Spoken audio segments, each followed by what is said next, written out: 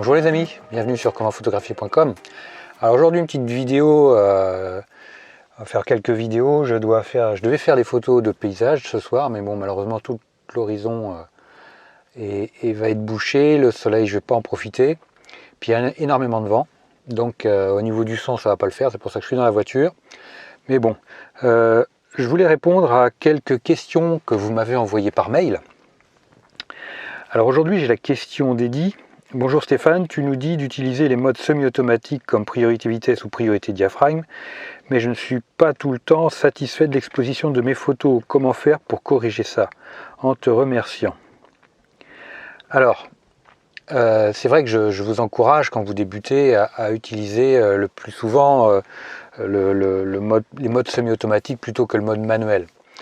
Non pas que le mode manuel soit un mauvais mode, bien entendu au contraire. Mais les modes semi-automatiques sont des modes qui sont les plus simples et les plus pertinents dans 99% des cas, ou 80% des cas on va dire, soyons plus raisonnables. Quand est-ce qu'on va utiliser les modes semi-automatiques? Donc mode priorité vitesse, mode priorité diaphragme, je ne vais pas parler du mode programme, il y a plein de vidéos sur la chaîne et sur le site commentphotographie.com où je parle du mode programme.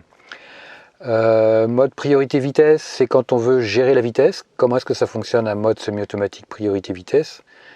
Je fais déjà mon choix de sensibilité ISO pour la scène qui est donnée. Là aujourd'hui il fait beau, il y a peut-être du vent et quelques nuages, mais il fait beau. Donc sensibilité ISO, ça va être aux alentours de 100, 200 ISO. S'il y a quelques nuages, voilà, ça va 200 ISO, ça sera très bien. Ensuite, je vais définir ma vitesse. Comme je suis sensible, ce qui m'intéresse, c'est de gérer ma vitesse, d'imposer ma vitesse à l'appareil photo. Donc je vais choisir ma vitesse. Et puis l'appareil photo va me mettre un diaphragme adapté pour que j'ai une exposition correcte. Donc si jamais le diaphragme, je trouve que le diaphragme proposé par l'appareil photo n'est pas bon par rapport à ce que je veux faire, si je trouve qu'il est trop ouvert pour avoir une bonne profondeur de champ, la solution pour moi, c'est de monter ma sensibilité ISO. Plus je vais monter ma sensibilité ISO, de 200 ISO, je vais passer à 400 ISO, ce qui fait que l'appareil photo va fermer d'un stop le diaphragme pour compenser. Et ça sera exactement ce que moi je demande. Donc vous voyez, là c'est cool. Ensuite, si jamais je veux utiliser le mode priorité diaphragme, là c'est pareil, je définis ma sensibilité ISO en fonction de l'ambiance, en fonction de la lumière. Je vais choisir un diaphragme adapté à ce que je veux faire et l'appareil photo me mettra une vitesse, la vitesse nécessaire pour avoir la bonne exposition en fonction des critères de l'appareil photo. Donc si par exemple pour des photos je trouve que la vitesse que me propose l'appareil photo est trop lente ou trop rapide en fonction de ce que je veux faire, si c'est trop lent, si j'ai peur du flou de bouger, je vais là aussi augmenter ma sensibilité ISO parce que lui, pour compenser, il va accélérer la vitesse. Comme je monte la sensibilité ISO, j'augmente la quantité de lumière qui va rentrer dans l'appareil.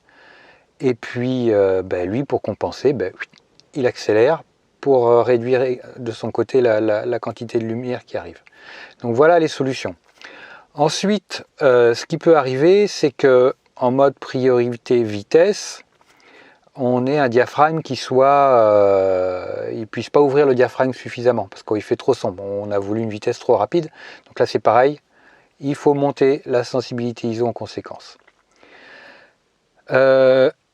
Si on a des soucis avec l'exposition qui est proposée par l'appareil photo, parce que c'est toujours lui dans les modes semi-automatiques à la fin qui va décider de l'exposition fournie sur l'image, et si on n'est pas content, on a l'outil de modification de l'exposition. Donc c'est un outil qui va être différent en fonction des appareils photo, c'est à vous de voir sur votre notice, souvent c'est une petite échelle avec également un petit logo avec mélanger une partie noire et une partie blanche sur un petit carré. Donc recherchez l'outil de modification de l'exposition sur votre appareil photo et puis comme ça vous pouvez imposer une modification de l'exposition, une surexposition ou une sous-exposition. Donc vous pourrez aller sur une surexposition, une sous-exposition de 3 à 5 stops en fonction des boîtiers et des types d'appareils photo. Donc vous voyez que si vous n'êtes pas satisfait de l'exposition qui est proposée avec les modes semi-automatiques, vous avez une solution en forçant l'appareil à vous donner l'exposition que vous souhaitez. Donc l'outil de modification de l'exposition, ça c'est l'outil le plus intéressant.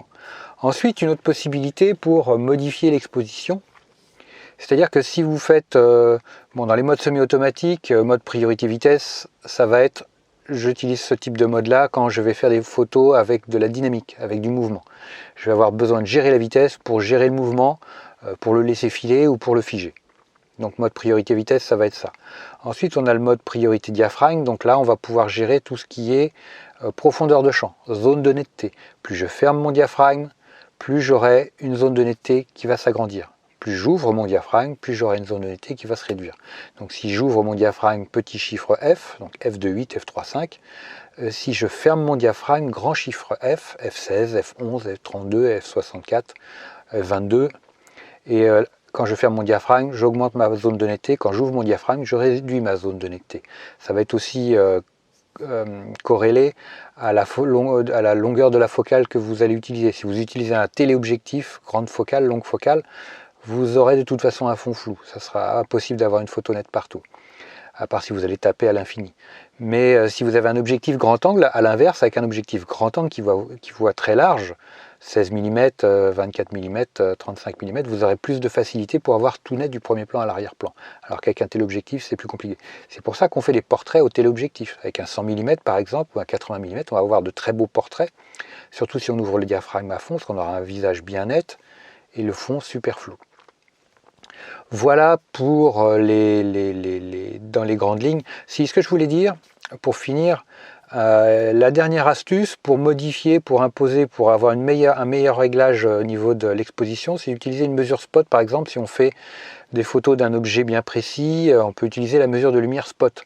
Ce qui fait que là, l'appareil photo donnera certes peut-être pour vous une exposition plus adaptée, meilleure. Parce que souvent, si on a une mesure de lumière qui est globale, et l'appareil photo fait une moyenne, pondérée centrale ou simplement pondérée, ou comment on appelle ça, une mesure sur tout le cadre. Là, l'appareil photo, il va nous donner une moyenne, ce qui fait que ça ne sera peut-être pas forcément la meilleure façon de mesurer la lumière.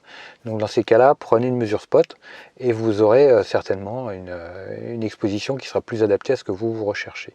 Donc pensez aussi à ça, bricoler, tester un peu la mesure de lumière de votre appareil photo.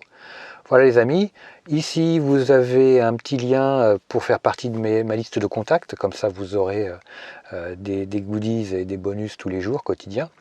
N'hésitez pas, vous avez 50% sur toutes les formations du site commentphotographie.com, les formations sur la photographie de paysage, sur la photographie de portrait, sur la photographie de bébé, sur la photographie culinaire.